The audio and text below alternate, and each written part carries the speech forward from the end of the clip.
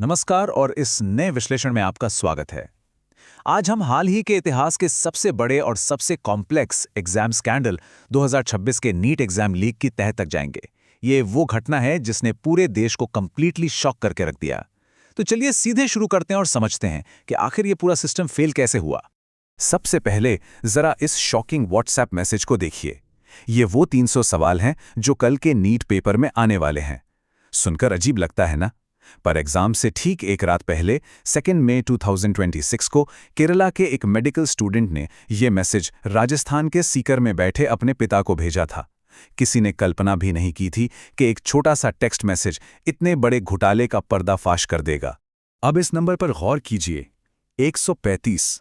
अगले दिन जब एग्जाम खत्म हुआ तो उस व्हाट्सएप वाले डॉक्यूमेंट को असली ऑफिशियल पेपर से मिलाया गया। और पता है क्या, 180 में से पूरे 135 सवाल बिल्कुल एग्जैक्ट मैच थे। एक कॉमा या फुल स्टॉप का भी फर्क नहीं था। ये कोई तुक्का नहीं था, ये इस बात का अनडिनाइबल प्रूफ था कि पेपर पूरी तरह से लीक हो चुका है। और इसका असर कितना बड़ा था? करीब 22 लाख कैंडिडेट्स पर। देखिए, ये देश का सबसे बड़ा मेडिकल एंट्रेंस एग्जाम है। 22 लाख एस्पिरेंट्स के सपने, उनकी सालों की कड़ी मेहनत और उनके परिवारों की उम्मीदें, सब कुछ इस एक पेपर लीक की वजह से अधर में लटक गया। सच कहूं तो ये सिर्फ एक एग्जाम का मैटर नहीं था, ये देश के फ्यूचर डॉक्टर्स के भविष्य के साथ बहुत बड़ा खिलवाड़ था। तो इस विश्लेषण में हम इन 5 पॉइंट्स पर फोकस करेंगे। पहला, अ शॉकिंग व्हाट्सएप मैसेज। दूसरा, ट्रेसिंग द पेपर ट्रेल। तीसरा, एलिगेशंस एंड पॉलिटिकल कनेक्शंस। चौथा, agency response and past failures. और आखिरी, फाइंडिंग ऑल्टरनेटिव करियर पाथ्स। तो आइए बढ़ते हैं अपने पहले सेक्शन की तरफ। सेक्शन 1, एक शॉकिंग व्हाट्सएप मैसेज। जब सीकर के लोकल कोचिंग टीचर्स ने एग्जाम के ठीक बाद इस लीक्ड डॉक्यूमेंट को असली पेपर से वेरीफाई किया तो नतीजे सच में चौंकाने वाले थे।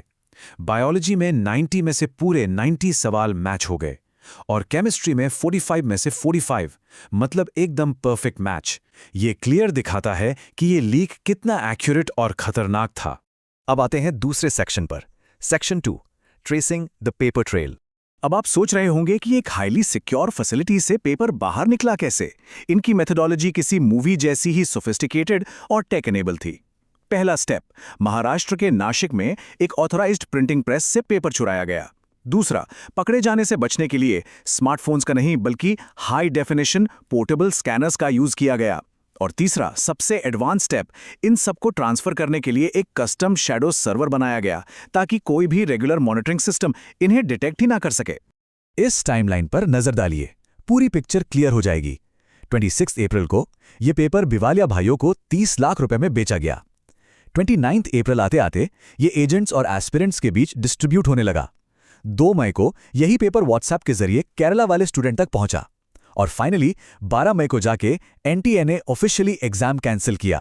सोचिए, एग्जाम होने से हफ्तों पहले पेपर कमर्शियलाइज हो चुका था और अथॉरिटीज को इसकी भनक तक नहीं थी।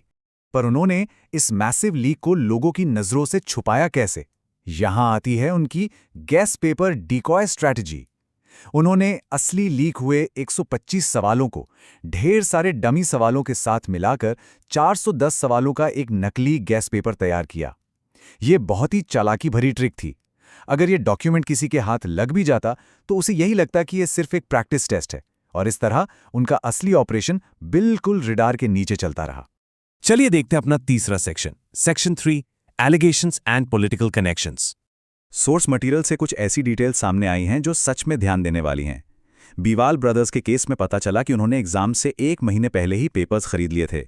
साथ ही सोर्स पॉइंट आउट करता है कि दिनेश बीवाल एलिज तौर पर बीजेपी यूथ विंग के मेंबर हैं और उनकी तस्वीरें राजस्थान के एजुकेशन मिनिस्टर के साथ भी सामने आई हैं।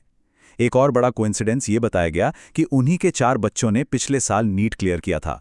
यहां हम किसी पर फैसला नहीं सुना रहे हैं बल्कि इन डिटेल्स को न्यूट्रली सामने रख रहे हैं जिनकी एक फेयर जांच होना बहुत जरूरी है। अब बढ़ते हैं चौथे सेक्शन की तरफ। Section 4, agency response and past failures. जब ये क्राइसिस इतना बड़ा हो गया कि इसको इग्नोर करना नामुमकिन था, तब अधिकारियों के बयानों में एक बहुत बड़ा कॉन्ट्रडिक्शन सामने आया। एक तरफ एनटीए के डायरेक्टर जनरल क्लेम करते हैं कि कोई पेपर लीक नहीं हुआ, ये सिर्फ इंटरनेट पर घूम रहा एक फेक पीडीएफ है।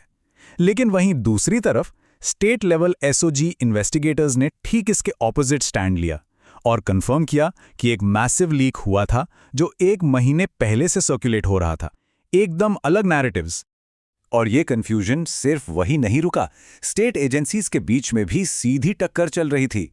महाराष्ट्र पुलिस इस बात से पूरी तरह इनकार करती है कि पेपर नासिक से प्रिंट हुआ या लीक हुआ था, जबकि राजस्थान के इन्वेस्टिगेटर्स सीधे नासिक को ही इस ऑपरेशन का एपिसेंटर बता रहे हैं। अब इस इंटरस्टेट ब्लेम गेम में सबसे ज्यादा नुकसान किसका हो रहा है? उन लाखों एस्पिरेंट्स का जो सच सामने आने का इंतजार कर रहे हैं। तो जब टेस्टिंग एजेंसी 180 में से 135 परफेक्ट मैकर्स के बाद भी लीक मानने से इनकार कर दे, तो आम जनता का नाराज होना बिल्कुल लाजमी है। इसी वजह से क्रिटिक्स ने एनटीए को एक मॉकिंग निकनेम दे दिया, नेशनल टेम्परिंग एजेंसी।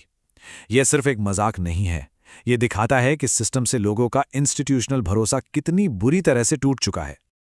और क्या ये सब पहली बार हो रहा है? जवाब है बिल्कुल नहीं।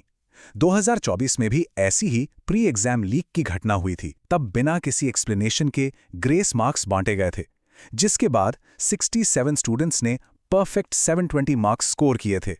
सीबीआई प्रूव तो हुई, लेकिन नतीजे के नाम पर सिर्फ कुछ माइनर अरेस्ट्स हुए। कोई बड़ा स्ट्रक्चरल रिफॉर्म इंप्लीमेंट ही नहीं किया गया। यह दर्शाता है कि हम एक ऐसी आदत को बार बार दोहरा रहे हैं जहां बेसिक अकाउंटेबिलिटी पूरी तरह से मिसिंग है। आइए आगे बढ़ते हैं अपने 5वें और आखिरी सेक्शन पर। Section 5, finding alternative career paths. इस पूरे घोटाले का एक बहुत ही सीरियस और दर्दनाक पहलू भी है, द ह्यूमन कॉस्ट। जरा सोचिए, 22 लाख कैंडिडेट्स को जबरदस्ती री एग्जाम्स का सामना करना पड़ रहा है। कोचिंग फीस में गए लाखों रुपए पानी में बह गए। उन बच्चों ने अपनी नींद, अपनी सोशल लाइफ सब सैक्रिफाइस कर दी थी, और अब उनके और उनके परिवारों के ऊपर जो भयंकर मेंटल और इमोशनल टोल पड़ रहा है, उसका कोई हिसाब नहीं है। इंस्टीट्यूशनल फेलियर का पूरा बोझ आखिर में सिर्फ इन्हीं छात्रों पर ही गिरता है। इन सब चीजों को देखते हुए सोर्स मटेरियल एक बहुत ही प्रैक्टिकल एडवाइस देता है। अपना पूरा भविष्य किसी एक एग्जाम के सहारे मत छोड़िए। हमेशा एक प्लान बी या प्लान सी तैयार रखें। उन सभी छात्रों के लिए जो इस अनप्रिडिक्टेबिलिटी से हेल्पलेसली जूझ रहे हैं, ये सच में समझने वाली बात है कि जिंदगी किसी एक स्टैंडर्डाइज्ड टेस्ट से बहुत बड़ी है। और आज के टाइम में तो ऐसे कई बेहतरीन ऑल्टरनेटिव करियर्स मौजूद हैं, जैसे data science, UX design, sustainability, content creation, sports analytics और क्लाइमेट रिसर्च। ये सभी फील्ड्स हाई ग्रोथ और रिवॉर्डिंग हैं। ये प्रूफ करती हैं कि सिर्फ ट्रेडिशनल इंजीनियरिंग या मेडिकल ही अकेले रास्ते नहीं हैं। आपके पास एक्सेलेंस अचीव करने के ढेरों मॉडर्न ऑप्शंस अवेलेबल हैं। एक बहुत ही मशहूर कोट हमें बताता है कि सक्सेस के पीछे मत भागो, एक्सेलेंस के पीछे भागो, और सक्सेस अपने आप तुम्हारे पीछे आएगी। जब सिस्टम्स फ्लॉड हो सकते हैं, पेपर्स लीक हो सकते हैं, तो हमारा फोकस अपनी खुद की कैपेबिलिटीज बढ़ाने पर होना चाहिए। स्किल्स और पर्सनल कैपेबिलिटी ऐसी चीजें हैं जो कोई लीक, कोई पेपर डीले आपसे छीन नहीं सकता। और अब इस पूरे विश्लेषण को खत्म करते हुए एक बड़ा सवाल पीछे छूट जाता है। अगर हमारे स्टैंडर्डाइज सिस्टम्स खुद अपनी इंटेग्रिटी बचा नहीं पाते, तो क्या किसी छात्र का आखिरी मकसद सिर्फ एक एग्जाम पास करना होना चाहिए, या फिर एक ऐसी अनडिनाएबल एक्सीलेंस हासिल करना जो किसी टेस्ट स्कोर की मोहताज ना हो? ये एक ऐसी बात है जिस पर आपको जरूर सोचना चाहिए।